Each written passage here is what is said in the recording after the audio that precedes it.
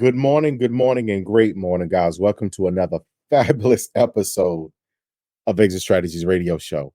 Hey, I am your host, Corwyn J. Millette, broker and owner of Exit Realty Low Country Group in beautiful North Charleston, South Carolina. So, hey, look, if you listen a little bit further away, we also are partnered in Exit Realty New Horizons in Columbia, South Carolina. So you got us here, but you got us there, and we are coming to somewhere closer to you as well. So, guys, I'm super excited today because y'all know the mission here at this show. Y'all know what we do. Y'all know the guests, the caliber, the conversations, the things that we've been doing here. And you know what our mission is. Our mission is very simple. That is to empower our community through financial literacy and real estate education. And guys, today, I need y'all to get y'all pen. I need y'all to get y'all paper. I need y'all to be prepared to have your mind completely blown. So put one hand on top of your head and hold a pen in the other one and keep it all together because we're about to blow your mind today. I'm super excited to have with us. I'm almost speechless over here because, like, literally, I'm talking about we got to build the platinum road, not yellow bricks. We're going to use platinum because we're going to lay this thing out for you today. We got an amazing guest who deserves none less than the best because she's about to deliver some mind-blowing information for you. And that is none other than Cynthia Spirlin. And she is the founder, started with me, Tax Lien Mastermind. Cynthia, how you doing today? I am doing great, and I'm so glad to be here to spread the word about the benefits of tax lien investing for everybody. Well, I'm super excited. So this is one of them shows that I've been waiting on. When I caught the buy, oh, that's who we need to talk to right there. Because people have questions about this. But if you Yeah. don't mind, before we get too far into the trenches, if you will, in the weeds, if you could introduce yourself, tell our listeners a little bit about you, who you are, what it is you do, and then we'll go from there. Sure. Well, my name is Cynthia Spirlin, like you said, and I am from sunny Southern California. And I've been interested in real estate since I was a teenager. My parents were really fortunate to have the opportunity to buy commercial property as a seller finance. So I saw my first creative deal when I was 13, and that just kicked everything off from there. And I said, let's do this again. My dad said, no, I don't like being a landlord. I said, well, when I grow up, I'm going to do this at least 10 times. But my parents believed in education. They were from the South, Texas and Louisiana. So education was the foundation of everything. And I love to read. So they always encouraged me to do well in school. So I graduated from USC. I worked for the government, Department of Defense in contracts. Then I went to law school. I got the highest grade in contract law to 500 students. Love that. But still, the real estate was always in the back of my mind. So I eventually got into creative real estate, doing pre foreclosure investing. And it was so much fun. I really loved it. And it just opened so many doors. What I love about real estate is relationships. So that's been the kind of the underlying thread through all the success has been through the relationships. But eventually, when the crash came, I thought there has to be a safer way. I didn't foresee the crash. And my dad, he was born in the depression time. He's, of course, there's seasons to this whole wealth thing. So I said, okay, well, I still want a safe way to invest. I just need to find a safer way to invest. And so that's when I found tax lien investing. And I started asking people, do you know anything about this? And they all said no. And that's why I started Tax Lien Mastermind. And I've been doing it for about 6 years now. And I just love it. So, tax liens for the layperson who has no idea, what is a tax lien sale or purchase? What is that? Sure. One of the ways that a county covers the expense of the fire department, police department, the things that they need to run the county and the budget for the staff to run the county in different ways is through the payment of property taxes. So if someone doesn't pay their property taxes, they need to have a way to recover that money. So they started a tax sale. And so there's two types of tax sales, either a tax lien or a tax deed. And the tax lien is a way to encourage investors to or business people to help with this shortfall in the budget by buying the lien that is on the property. So that goes to auction for the starting bid of what's owed. So, for example, a property could be worth $100,000, but the taxes owed is $1,000. So it will be starting bid at $1,000. Now, once the tax lien is purchased, then the homeowner has a chance to recover that. And the incentive for the investor to put those funds down, the $1,000 in this case, would be a high rate of return. For example, in Arizona, 16% is a return. You don't get those kind of numbers at the bank or in a mutual fund or CD, right? 16%. On the other hand, like for example, in Texas, they have a tax deed. So in Texas, you actually bid on the property. So the past due amount could be $40,000 on $500,000 house, for example.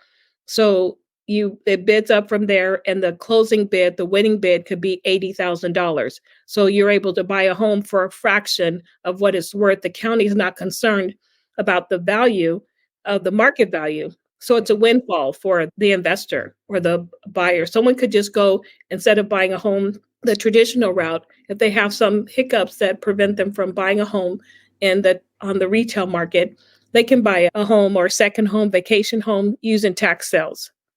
Cynthia, I'm gonna interject if you will, a disclaimer for those who are local to South Carolina. Guys, look, we are lien versus deed in this state. So when you have properties that quote unquote sell for taxes, there's a year and a day redemption period. So you buy, you pay the taxes, you have the tax lien, and when that's paid, or if it's paid, then you get your money in interest. But outside of that, if it doesn't, at the year and the day mark, at the day mark after the year, that's when the county will issue you what is referred to as a sheriff's deed or a tax Mhm. sale deed. And then you technically own the property from there, even though you Right. may have to go back and clear up title issues. So I want to make sure I plug in. So this has become your niche. So for a moment about the mastermind, how big is the group and what kind of information do you guys share there? Well, what I found is really important is that the question I was asking wasn't the best question. Have you heard of tax lien investing? Most people hadn't. So started discovering that really wasn't the issue. Once it's the principle of buying tax liens or tax deeds is pretty straightforward, but people need support and accountability in a community to continue to have the confidence to invest. And so that's why the tax lien mastermind is so important. Plus, people come from different backgrounds. There's pilots, engineers, nurses, various real estate professionals, mortgage, property managers. So when everyone comes together and they buy tax liens in the community, then you can get someone else's knowledge and viewpoint. Or, for example, like you have knowledge of South Carolina. And so there's someone in California might be looking at a tax lien there and they'd say, Corwyn, can you tell me about this area? And you could say, "Sure, I know all about it." And it'd be really helpful to them to have that information. We have members from different parts of the country, Florida, and so that's helpful. So we go on field trips. So before COVID, you couldn't they weren't online like they are now. And they're not all online now, but it's more than ever before. So we would drive about 90 minutes from Las Vegas to Kingman and buy tax liens. And so that's what's really helpful, the camaraderie-ness, having fun together, being in like-kind community. That's really the big part of what I do with Tax Lien Mastermind. Wow. That is, see, that was that first look here where your skull kind of raised up a little bit because your mind is being blown right there, Cynthia. That's the good stuff right there. So you've been investing in tax liens now. You said you started a mastermind about 6 years ago. So Yeah. my imagination says that thereafter, shortly thereafter, in that season, if you will, is when you kind of began on this path. Tax liens, you buy in different states is also what I heard. But give our listeners and I know that this isn't like a one size fits all. So a disclaimer for our listeners, guys, look, your results may be different, but give us, Cynthia, lay out a deal for us that you may have done fairly recently, or one of your better ones, or maybe even one of your worst ones. Yeah, well, I think one of the benefits of being in the group is you can learn from other people's experience.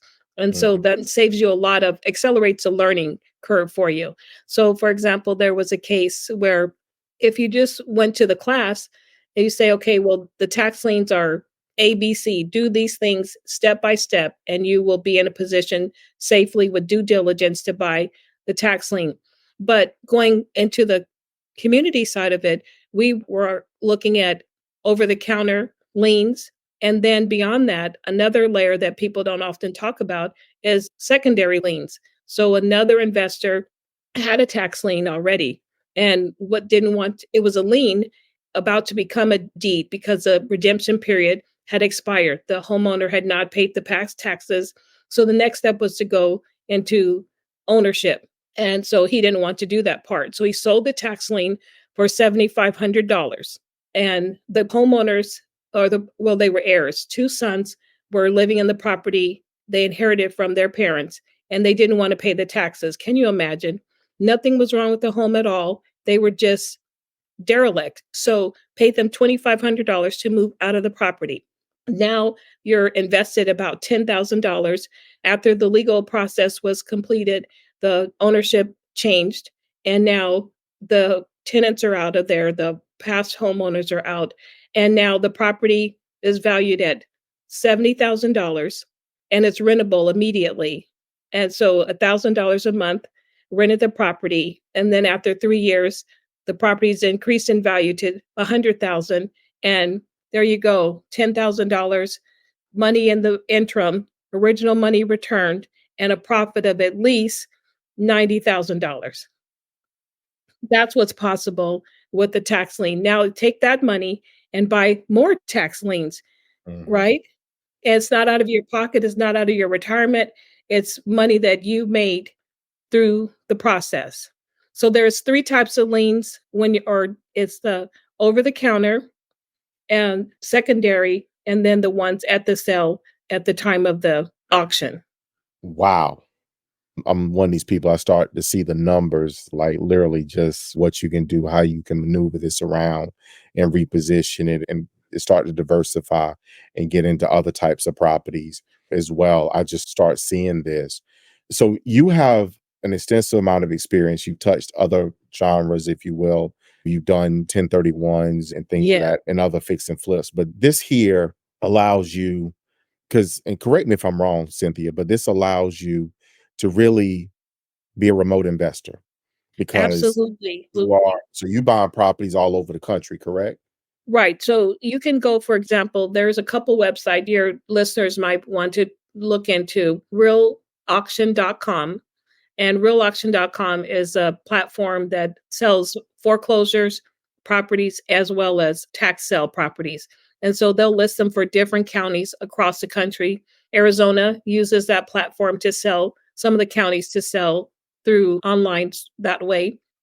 Colorado does. Florida, oh my goodness, Florida is on there. All so many counties in Florida are there. So quite a few. You could buy a tax lien in the middle of the night. If, say, for example, on Saturday in the evening, everything's quiet, and you say, you know what, I'm going to take a couple hours, do some research, due diligence, and I'm going to buy a tax lien. And it's the end of the month. Yeah, I'm going to make some money, invest some money this way. And the other website I would recommend is Parcel Fair. It's spelled like a parcel of land, Parcel fair.com.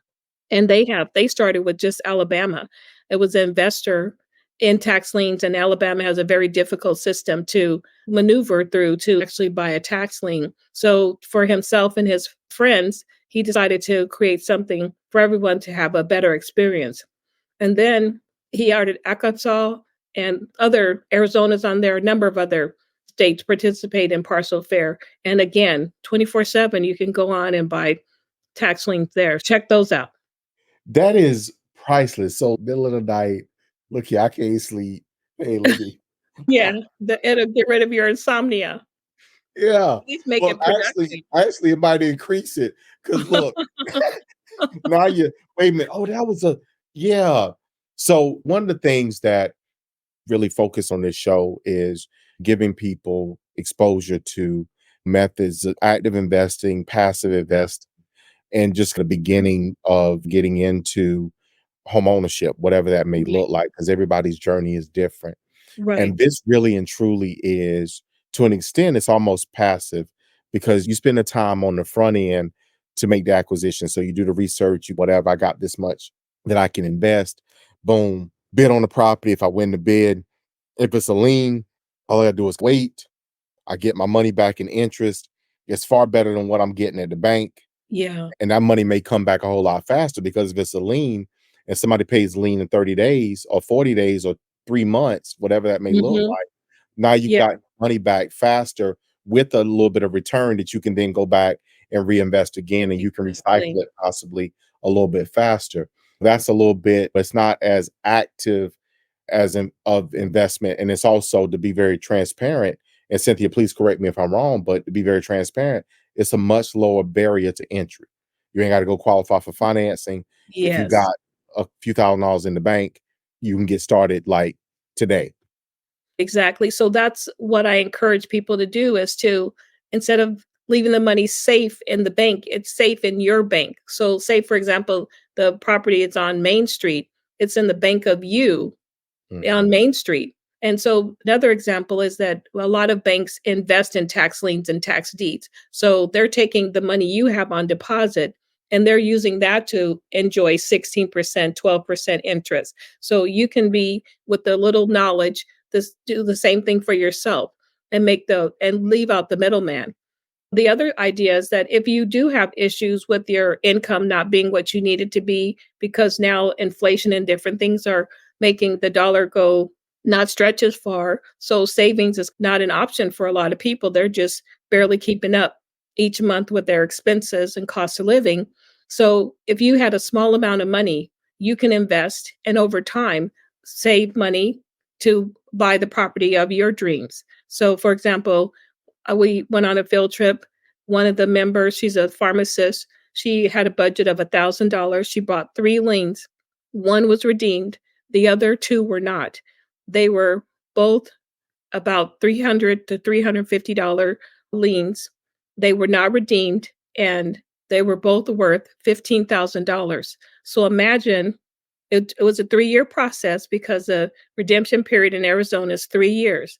But 3 years later, the time passed anyway, that $30,000 can be used to buy additional tax liens, or it could be used as a down payment on a house. Yeah. So you start to diversify, do different things, reinvest or reallocate, whichever Yeah, way you look at it, or you clean the deeds up and hold on to the property. and hold on to the property, turn it into a Or rent. and then over time, you could do a 1031 if you accumulate property and you don't wanna be in that place anymore, then you defer the capital gains tax and buy and move all that money into one account and then use that to buy where you would prefer to invest and maybe So be closer to your property. So it's been a little while. So Cynthia, give us that. The 1031 Stark Exchange, Yeah. 1031 for our listeners, guys, IRS code 1031 allows Mhm. you to defer capital gains. So Cynthia, lay that out for us. Well, it's a significant advantage, and that's why the tax code, like tax liens and tax deeds, the federal tax code 1031, and there's others code sections that allow you to save so much money. But this is one that many people don't know about, and it's so vital because even my parents almost became at the mercy of 1031. They were thinking of selling a property, and they had this property since just say 1980. So it had accumulated a lot of value over $500,000 in accumulated value, for example. So if they have the federal tax as well as state tax in California, and they would have had to pay about $150,000 of their gain on that property back in taxes. So the nice thing about using the 1031, you can sell your property, but you're not allowed to receive any of the proceeds. You use a qualified intermediary and they receive the funds in your stead. Then you have a certain period of time, about 180 days. It's very strict. Once you miss the dates, then you lose the opportunity to take a full advantage of 1031. But if you follow all the procedures and work closely with your realtor, you're able to find a replacement property, and then the qualified intermediary will send the funds over to the escrow for the purchase of that replacement property. And now you can avoid paying 100,000 or more in capital gains taxes.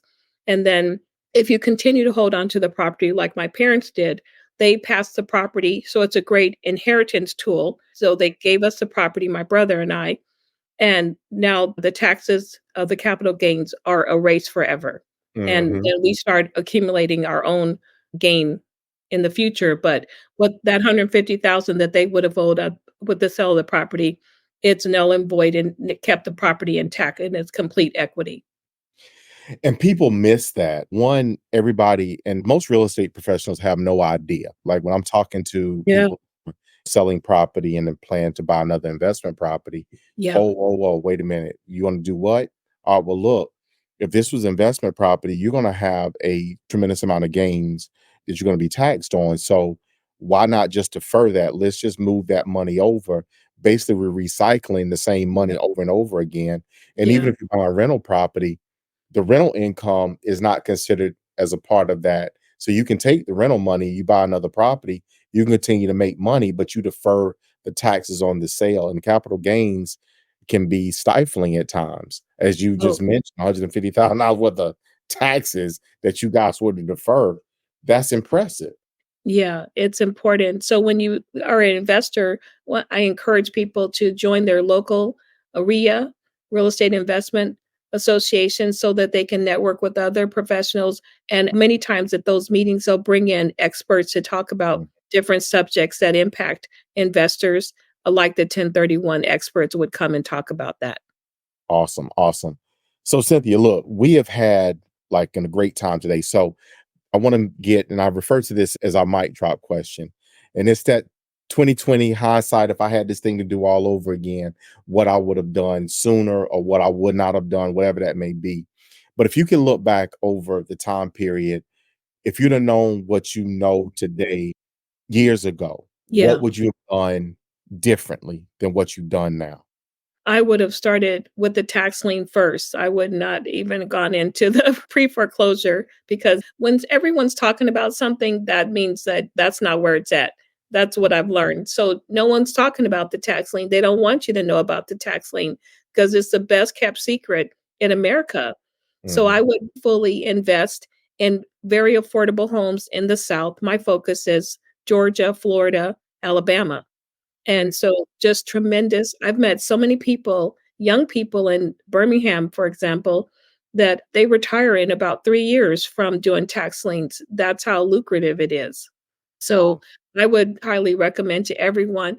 The other thing I would say, if you're a grandparent, when your grandchild is born, don't buy them anything but a tax deed or a tax lien. Every Christmas, that birthdays, they need to be buying another one and letting that proper money accumulate. And then when they get old enough, and teach your children and your grandchildren how to do this as well. That would be the best thing. My daughter's 27, and we talk about tax liens and tax deeds all the time. It doesn't interest her at all, naturally, because mom's interested in it. So, Mm. Yeah, yeah.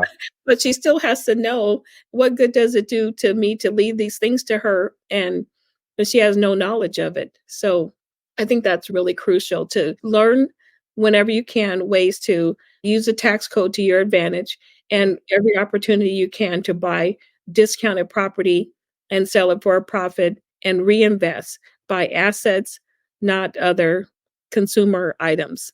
Not Yeah. liability. There you go. So, Cynthia, how can people reach you? Where can they get in contact with you, learn about the mastermind, connect with you? Tell us where they can get you at. Oh, sure. Well, the best place to find me is on Facebook. I have a group there that's open to the public, Tax Lien Mastermind. And I have another group called Tax Lien Invest Her. And that one's to really encourage women to smash and crush the wage gap through tax lien investing. And then, of course, my website, cynthiaspirlin.com, my first and last name, cynthiaspirlin.com. Awesome. Awesome. So, Cynthia, thank you. Thank you for being on the show with us today. Thank you for that wealth of information. A couple of times I had to reach up because felt my head going back. So I had to hold let me get this back in place. I don't want my whole head to blow off over here. Thank you for Love that, I love that. That but thank you. imagery, it just I love the imagery of that. So thank you so much for that. Thank you for being, if you will, part of the Exit Strategies radio show family. My So pleasure. Thank you for having you're me welcome. today. I've enjoyed every minute. You're welcome. So for our listeners, guys, look, we done gave it to you. Now it's up to you to take the ball and score. We need you to do something with it. You got the rock. Yes. Let's go. So look, Take y'all know how action. take action. So y'all know how I feel. Y'all know what I say. You know, I always put the two of those things together and I say it to you this way, which is I love you. I love you. I love you. And we're gonna see you guys out there in those streets.